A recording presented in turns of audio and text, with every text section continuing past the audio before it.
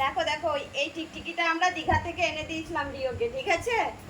ও টিকটিকি দেখে লাফ মেরে মেরে দেয়ালে ওঠে, ঠিক আছে? এরকম দেয়ালে যদি টিকটিকি থাকে না, ও লাফিয়ে ওঠে টিকটিকিটাকে ধরার জন্য। তো এই টিকটিকিটা ফেললাম, তা ও হচ্ছে কি দীঘা থেকে নিয়ে আসলাম ওর জন্য। তো দেখো টিকটিকিটার অবস্থা কি করেছে।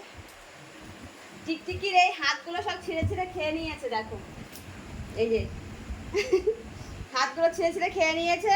এর একটা হাত বাঁচিয়ে রেখেছে, এই একটা হাতে এই হাতটা বাঁচিয়ে রেখেছে, আর এই হাতগুলো সব ছিঁড়ে ছিঁড়ে খেয়ে নিয়েছে।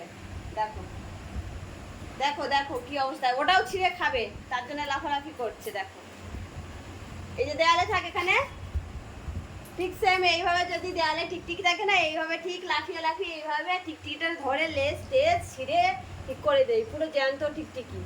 আর এটা তো খেলনা, আর এটা তো পুরো একদম এর অবস্থা পুরো খারাপ করে দিয়েছে। দেখো বাস এখানে চুপ করে বাস, এ মরে যাবে তো। এ তো হাতগুলো ও দেয়ালে উঠবে কি করে, এবার এরকম হেঁটে হেঁটে উঠবে কি করে? হ্যাঁ কি করে উঠবে বল? এই দেখো এ মরে গেছে, দেখ রিয়া, এ মরে গেছে। কি হবে এবার? ও দেয়ালে কি করে উঠবে হেঁটে হেঁটে? ও তো হাতগুলোই খেয়ে নিয়েছিস।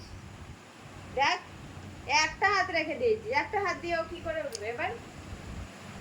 এই দুটো পা আর এই দুটো হাত, তাই তো?